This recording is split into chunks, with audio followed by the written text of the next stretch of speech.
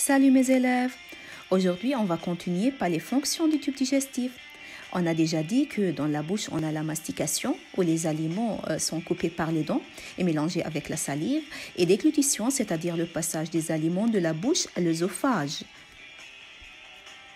On va voir dans l'estomac, on a digestion, les muscles, l'adalat de l'estomac se contractent, alors les aliments sont brassés. Et les aliments encore sont coupés par des ciseaux qui s'appellent enzymes et qui se trouvent dans le liquide de l'estomac qui est appelé suc gastrique. Dans l'intestin grêle, on a encore digestion et absorption. Digestion, c'est-à-dire que les aliments sont coupés par des enzymes en petites molécules qui s'appellent nutriments. Et absorption, c'est-à-dire que ces petites molécules seront absorbées par le sang pour être distribuées dans toutes les cellules du corps. Finalement, on a défécation dans le croc intestin, c'est-à-dire que les déchets se forment dans le croc intestin pour sortir hors du corps. Donc, dans la bouche, on a mastication et déglutition qui commence par la bouche et continue dans l'œsophage.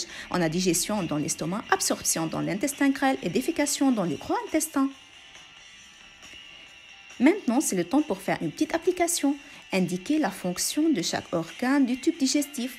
A. La bouche. B. L'œsophage. C. L'estomac. D. L'intestin grêle. E. Le croc intestin. Attendez mes élèves, regardez ce rectangle qui est à droite. C'est un rectangle magique. Regardez. On a digestion et brassage, c'est-à-dire les aliments sont digérés et brassés. Où se passe ça dans la bouche, l'œsophage, l'estomac, l'intestin grêle ou le croc intestin? Bien sûr, c'est dans l'estomac. Défécation, c'est-à-dire la formation des déchets dans la bouche, l'œsophage, l'intestin grêle ou bien le croc intestin. Bien sûr, c'est le croc intestin. Maintenant, on a digestion et absorption. Les aliments sont digérés et absorbés dans la bouche, l'œsophage ou l'intestin grêle. Bien sûr, l'intestin grêle.